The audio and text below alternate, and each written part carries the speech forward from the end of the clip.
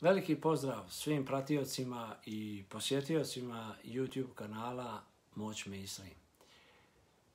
Ukoliko se niste pretplatili, evo slobodno to učinite sada i meni bi to stvarno veoma mnogo značilo.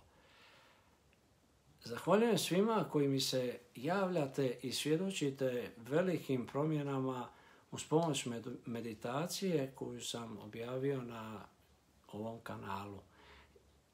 Isto tako, slobodno, pozivam vas slobodno da se prijavite na trening ili coaching putem web stranice www.moćmisli.com gdje ćete pronaći upute kako to da samo i napravite. Link će biti dole u opisu samoga videa. Također možete se prijaviti i za prvu besplatnu konzultaciju na kojoj ćemo zajedno ustanoviti teme sa kojima bi se bavili u narednim terminima. Ujedno na tom prvom sastanku ćete odlučiti da li vam kao coach ili trener odgovara način rada. Sa vaše strane potrebno je da se potpuno prepustite i da budete što više otvoreni kako bi najkraćim putem došli do samoga rješenja. Tu još postoji jedan uvjet, a to je da u toku treninga obezbijedite potpunu mir, tišinu, koncentraciju, sve situacije, supružnike, djecu, roditelje, mobitele i TV ostalo treba ugasiti i sa osobama sa kojim ste jasno reći, to jest jasno i zamoliti da tih sat i nešto imaju obzira prema vama, jer to je vaše dragocjeno vrijeme u kojem se bavite sobom i vašim osobnim rastom, kao i samo rješavanje određenih konteksta ili situacija. Ok. Još da napomenem da od vas tražim svakodnevno ispunjavanje takozvanih domaćih zadataka, naravno između termina. I to je veoma bitno jer ovo kao ni druge neke metode nemaju sad neki čarobni štapić, jer ovo je rad i samo rad. Promijeniti u vama neke navike, tjeskobe, strahove, uvjerenja, emocije koje nosite godinama u sebi, ne može se riješiti jednim, 2, 5 terminima po nekih sat vremena. Uz sami trening svakodnevno raditi vježbe i zadatke kako bi stvorili vašu novu realnost. Vaša čvrsta odluka za promjenom dosadašnjeg nezadovoljavajućeg načina života i ogromna želja za poboljšanjem i promjenom je preduslov za uspjeh. I da biste se pokrenuli ka promjeni morate izaći iz takozvane zone komfora, odnosno sigurne zone kako je ja više volim nazvati. Ta sigurna zona je ta koja vas uspavljuje, u kojoj ne poduzimate ništa što vam nije poznato, pa makar i ono negativno. Mnogi se zaglave u toj zoni i misle da je to jedino mjesto gdje se odvija život. I sad, tako uspavani i hipnotizirani radite svakodnevno iste stvari. Imate isti odnos sa partnerom, iste radnje i navike svaki dan. A onda se pitate zašto mi se to nešto događa. Zašto ne mogu promijeniti u životu ništa? Zašto ne mogu naći pravog partnera? I zašto ne mogu naći bolji posao? Ili zašto ne mogu napredovati na poslu? Zašto sam uvijek bez novaca? Pa onda zašto me bole leđa, ruka Ili već nešto drugo. Zašto mi je tijelo napeto? Zašto se to baš meni događa? I još mnogo primjera.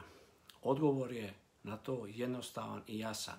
Ne možete iz te sigurne zone doći do promjene. U toj zoni se nalazi sve ovo što sam sada nabrojio. I naravno, još mnogo toga. A da promijenite to stanje ili tu zonu, morate se pomaknuti sa mjesta i krenuti. Krenuti da pređete rijeku. Slikovito. Na drugoj obali te rijeke je nova zona koju vi želite. To je željeno stanje. I prvi korak je da uđete do gležnja u tu rijeku. A to je da imate jaku želju i volju za promjenom. Kad ste skupili tu hrabrost, krenite preko rijeke, tako da se suočite sa vašom starom zonom i da idete u novo, nepoznato. Ali sa ciljem da tu realnost, osvojite tu realnost koju želite, sa starim načinom života i sa istim mislima koje su to sve prouzrokovale, trebate početi misliti sasvim nove misli, kako bi stvorili novi način života. Te misli se odnose na vašu željenu situaciju. Kad se fokusirate na to novo, vi stvarate nove gene u vama. I ako ste uporni u toj namjeri i stvarate novu realnost u vašim mislima toliko često, onda ti novi geni stvaraju sinaptičke veze u tijelu, odnosno mozgu, koji opet stvaraju vašu novu realnost sa novim mislima. I ako to često radite u mislima, tada dolazi do promjene navika. Iako to još nije vaša prava realnost, vi ste to stvorili u vašim mislima. Ali ne prepoznaje da li je to istina ili ne, jel? Njemu je to stvarnost. I kad pomislite na tu stvarnost, vi počinjete da živite novu željenu realnost. A onda univerzum, Bog ili kako već netko zove, pobrine se da vas prebaci preko te rijeke i dovede vas do druge strane obale, u kojoj ćete stvarno živjeti to novo ja. I ne zamarajte se kako. Samo znajte da ćete se tamo naći gdje želite. Ako ste programirani u dosadašnjem životu, onda se možete i reprogramirati, ali ovaj put svjesno prema željenoj realnosti.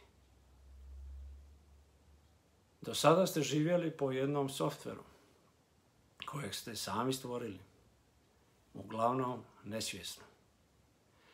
Sad, kad imate spoznaju da možete stvoriti novi softver, pod navodnike, ovaj put svjesno i taj put preko rijeke i prelazak do druge strane obale rijeke su dijelovi tog novoga softvera. Da karikiram malo.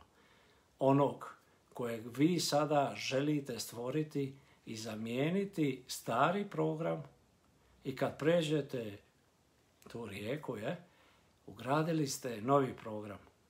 Program u kojem se čuda događaju.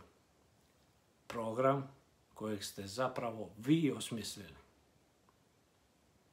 Eto, pišite, lajkajte, dijelite i do novog susreta, zdravi i veseli bili.